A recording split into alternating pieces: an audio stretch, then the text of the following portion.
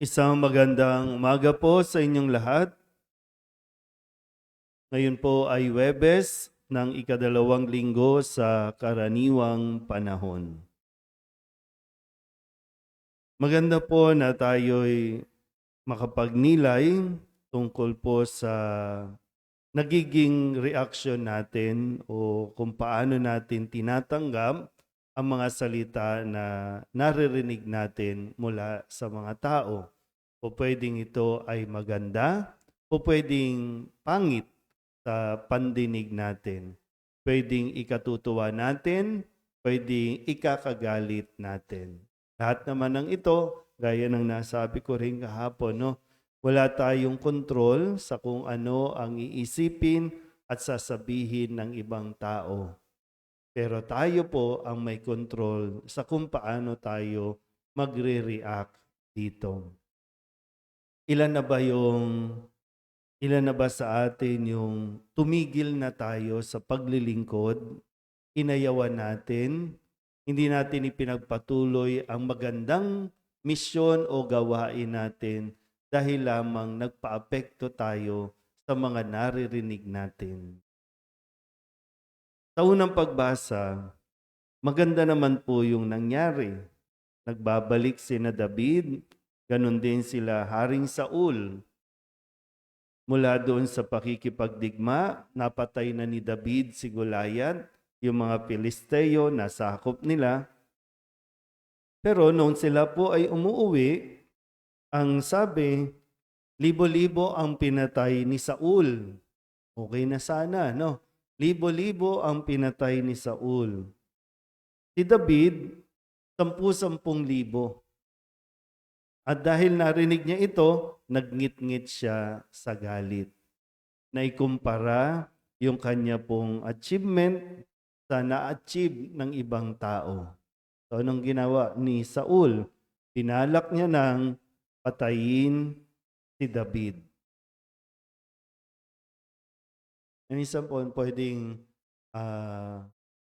yung pure intention natin dati, no? Yung pure intention natin dati ay napapalitan ng yung isang kahinaan kasi ng tao ay yung pinupuri ka.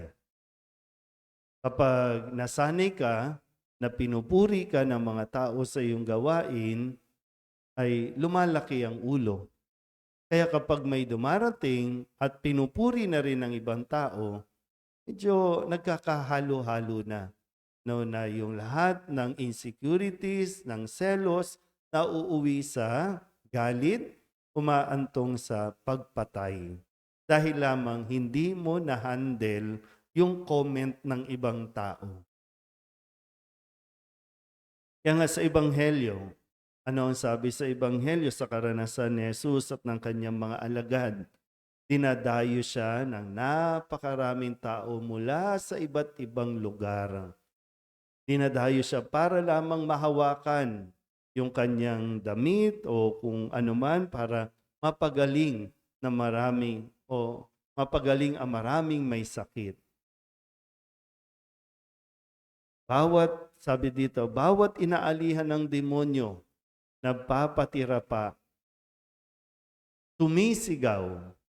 Ano ang isinisigaw nila? Ipinagsisigawan nila ang pangalan ni Jesus, kung sino si Jesus.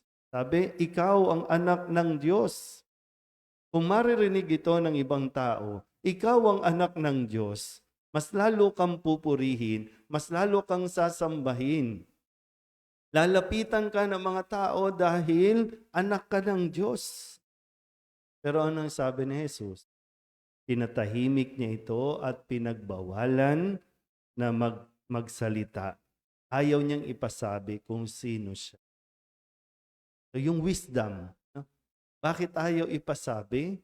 Kasi baka magkaroon ng may mga tao na medyo hindi kayang unawain.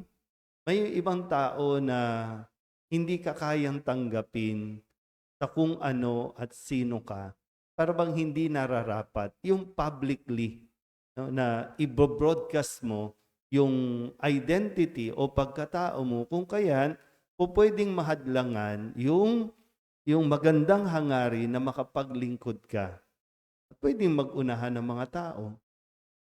So, nakikita po ba? Kung papakinggan mo yung mga negative comments, pwede kang magalit. Kung tatanggapin mo naman yung mga positibong komento sa iyo, papuri, lahat na, ang nangyayari ay pwedeng lumaki ang ulo natin.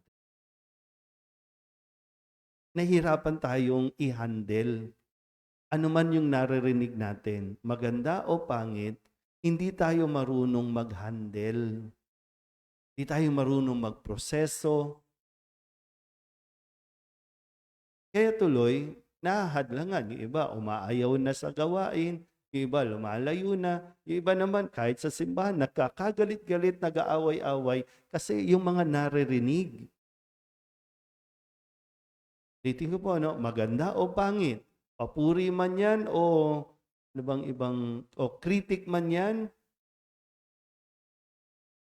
nawawala tayo sa focus ng ating pagsiserve.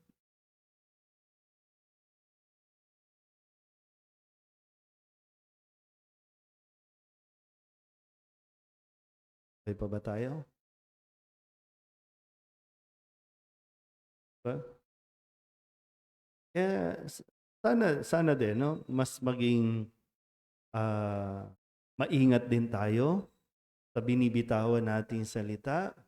Kasi may mga tao din na hindi rin marunong mag-handle. No? Mag-ingat din tayo sa mga binibigyan ng papuri. Mag-ingat din tayo sa binibigyan natin ng mga comments.